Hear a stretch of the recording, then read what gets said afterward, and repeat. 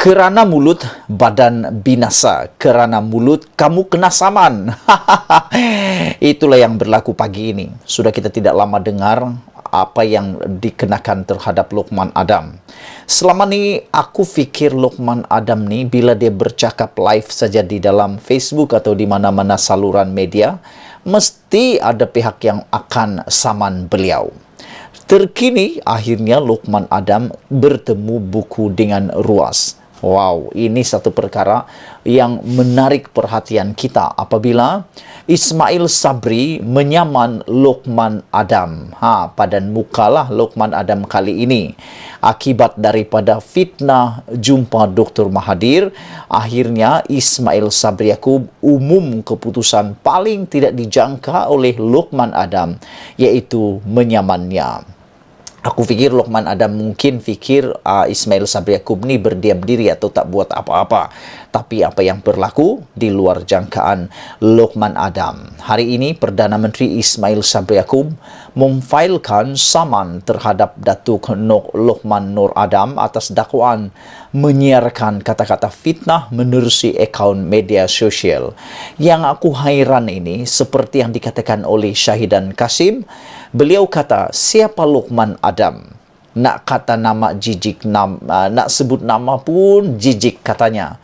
Beliau juga mempersoalkan siapa Luqman Adam. Sehingga kadang-kadang ramai orang sangka Luqman Adam ini macam jurucakap UMNO pula. Padahal kata Syahidan Kasim, dia tak ada apa-apa peranan dalam UMNO. Jawatan cawangan pun tiada, bahagian pun tiada, AJK pusat pun tiada. Tapi dia pula seperti dilihat menjadi jurucakap UMNO, kata Syahidan Kasim. Itulah yang terjadi.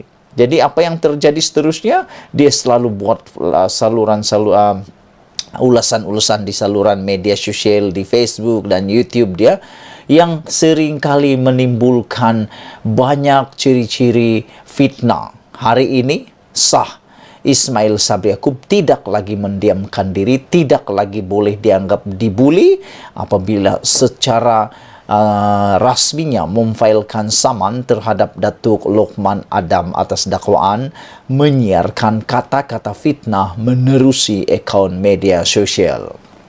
Ismail Sabri yang juga naib Presiden UMNO selaku planatif memfailkan saman fitnah terhadap tersebut atas kapasiti peribadinya menerusi Tetuan Kesevan pada 8 September lepas dengan menamakan Luqman Adam 49 tahun yang merupakan ahli UMNO selaku defendant tunggal. Dalam penyataan tuntutan, Ismail Sabri, 62 tahun, mendakwa Luqman pada 22 Ogos lepas telah membuat kenyataan-kenyataan fitnah terhadap planatif dalam satu video bertajuk "Bila Presiden UMNO panggil tak datang, tapi Perdana Menteri ada masa jumpa Mahathir Luqman Adam." Beliau berkata, kenyataan-kenyataan berniat jahat, fitnah dan tidak benar berkenan planatif dimuat naik menerusi 4 akaun media sosial milik defendant, iaitu YouTube Luqman Adam, Facebook Luqman Adam Official, Instagram Luqman Nur Adam dan TikTok Datuk Luqman Adam. Menurut planatif, kata-kata fitnah itu antara lain membawa maksud planatif telah berjumpa dengan Tun Dr. Mahathir dan merancang atau berniat untuk merancang dengan bekas Perdana Menteri itu serta parti-parti politik lain yang bertentangan dengan UMNO untuk kekal sebagai Perdana Menteri dengan membelakangkan dan mengkhianati parti itu. Ismail Sabri berkata, beliau tidak pernah berjumpa Dr. Mahathir dan parti-parti lain dengan membelakangkan atau mengkhianati UMNO untuk terus kekal sebagai Perdana Menteri. Dakwa planatif, beliau tidak pernah mengatur langkah-langkah secara tidak berprinsip untuk menghalang pembubaran parlimen dan seterusnya mengadakan pilihan raya untuk kekal sebagai Perdana Menteri. Planatif juga mendakwa beliau tidak pernah menyalahgunakan kuasanya sebagai Perdana Menteri untuk mencampuri prosiding undang-undang terhadap Datuk Seri Najib Tun Razak bagi memastikan bekas Perdana Menteri itu disabitkan dan seterusnya dipenjarakan. Menurutnya, akibat kata-kata fitnah itu, reputasinya sebagai seorang ahli UMNO, naib Presiden UMNO dan Perdana Menteri terjejas, membawa kesan buruk kepada kerjaya politiknya, dan siaran-siaran fitnah yang dibuat oleh defendant adalah berniat jahat.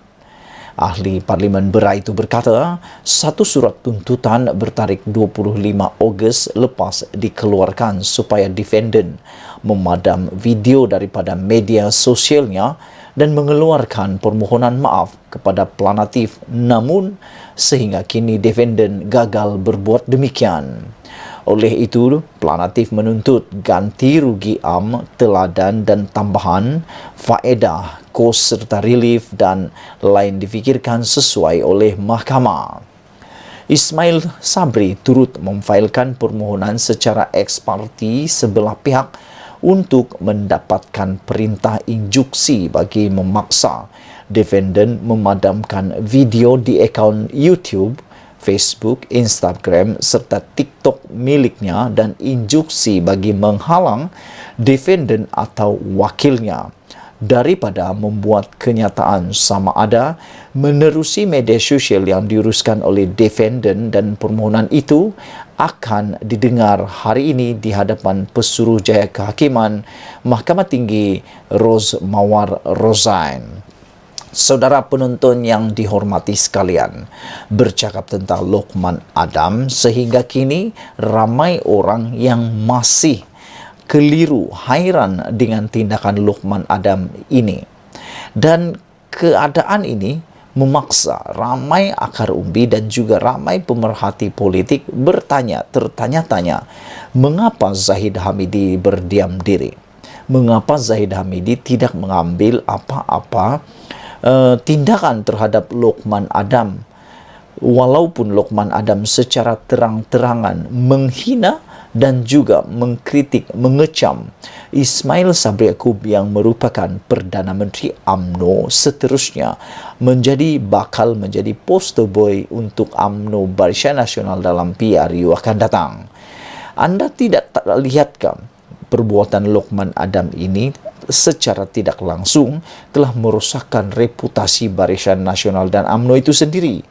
Bahkan ini semua patut dijadikan teladan. Kerana satu ketika dahulu Lokman Adam pernah digantung kerana mengkritik Zahid Hamidi. Mengapa Ismail Sabri yang dikritik Lokman Adam tidak diambil tindakan pula? Padahal Ismail Sabri Yaakob bukan sahaja Perdana Menteri UMNO, tetapi beliau merupakan naib Presiden UMNO atau top 5 UMNO. Beliau adalah pemimpin besar UMNO. Tapi kenapa Lokman Adam tidak diambil tindakan oleh lembaga disiplin UMNO? Sekian dulu untuk kali ini. Semoga semuanya selesai dengan baik dan cepat, dan semoga aku menyokong Dr. Ismail Sabri Yaakob menang dalam saman ini. Malaysia kita punya, kita jaga sama-sama, cintai Malaysia. Kita jumpa lagi. Bye-bye.